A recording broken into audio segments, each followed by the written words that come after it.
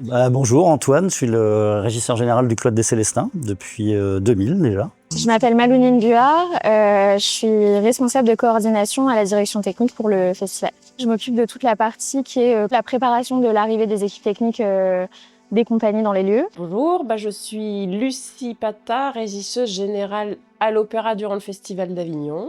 Xavier Ram, je suis régisseur général depuis 4 festivals en permanent pour la machinerie, les ateliers de construction et la logistique.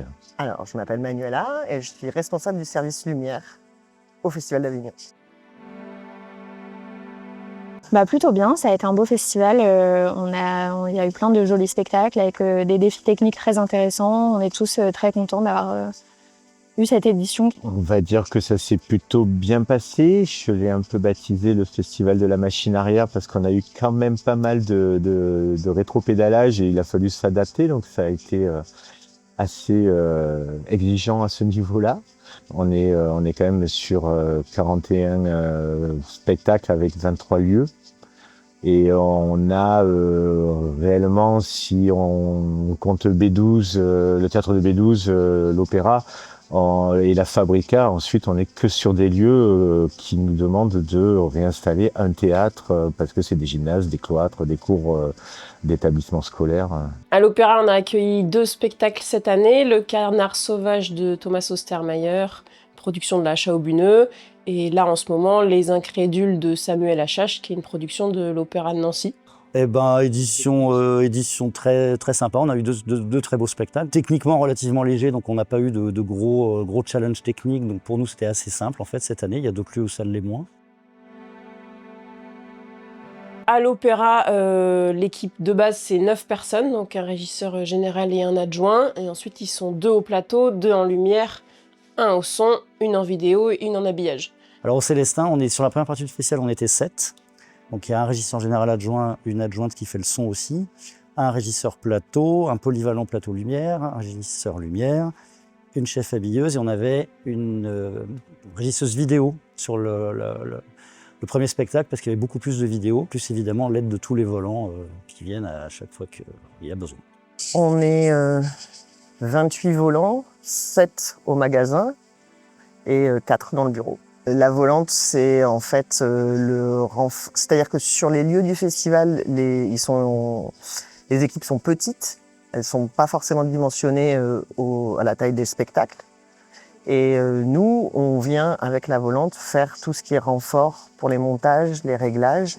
Et ensuite, normalement, l'exploitation des spectacles sur les lieux se fait avec l'équipe des lieux.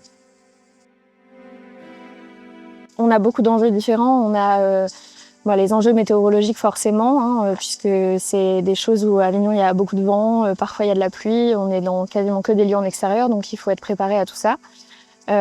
Au niveau des enjeux logistiques, on a 2 compagnies qui sont venues avec le train, enfin les décors sont arrivés en train. Donc ça a été aussi des nouvelles façons de travailler, donc c'était assez chouette. Et puis des compagnies qui viennent de loin, donc tous ces gens-là sont assez intéressants et voilà.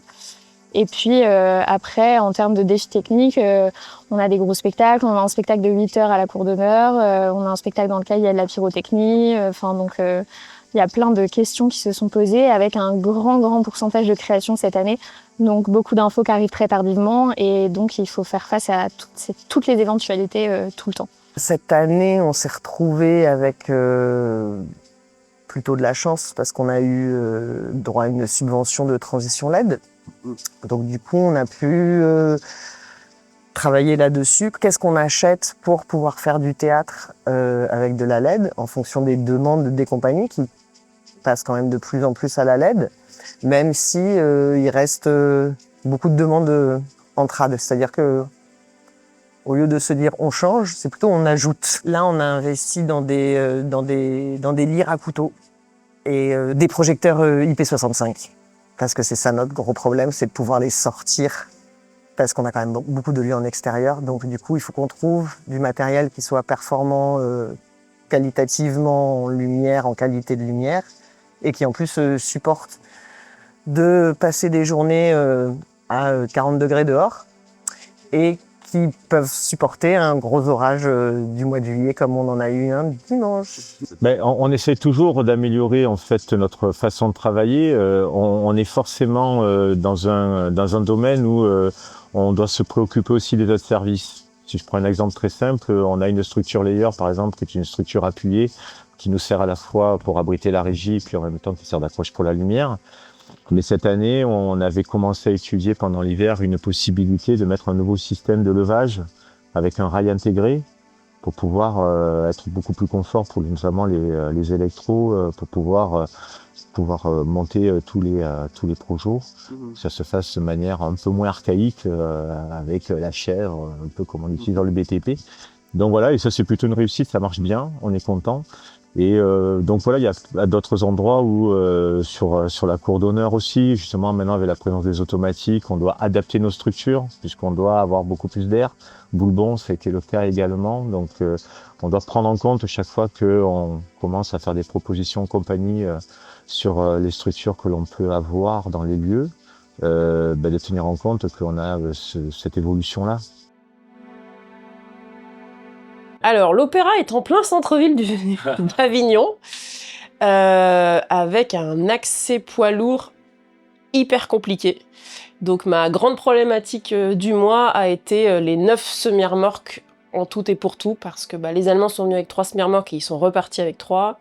Le spectacle des Incrédules est venu avec 1, repartira avec 1, et que la télévision est venue avec 2 semis. Et que le centre-ville et ses aménagements urbains pour la vie des citoyens et pour aussi l'embellir et le rendre moins circulable, complique énormément le passage des semi-remorques. C'est de réussir à sortir des projets LED qui sont pas faits pour tenir ces conditions-là, qui sont quand même des conditions assez extrêmes, avec des installations qui peuvent rester plus d'1 mois. Et ça, pour les constructeurs, c'est pas évident en fait. Les projecteurs, pour l'instant, ils sont faits pour rester 1 semaine. Mais 1 mois, on est un peu en crash test. Mais je suis très confiante. Ça va bien se passer.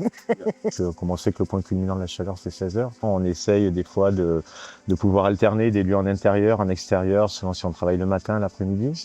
On travaille également sur des horaires comme des 6-14. On s'adapte comme ça. Et c'est vrai que l'on commence à se demander comment on va aborder le futur, surtout dans les lieux extérieurs qui ne sont pas climatisés. S'ils continuent à se mettre à faire de plus en plus chaud, là on a eu une semaine où il faisait pas loin de 40 toute la journée, avec la nuit ça tombe pas. Et donc c'est vrai que travailler entre 14h et, enfin même pas, entre midi et 16 ou 17h à cette température-là, ça va devenir quasiment impossible. Donc ici on est assez protégé parce qu'on a 2 arbres sur le plateau qui nous donnent de l'ombre. Mais au Carme, à la Cour, à Saint-Jean, enfin tous ces lieux où ils sont en plein sur Boulbon, c'est vraiment une réflexion qu'il va falloir avoir sur comment on organise les temps de travail dans la journée pour éviter les heures ultra pénibles.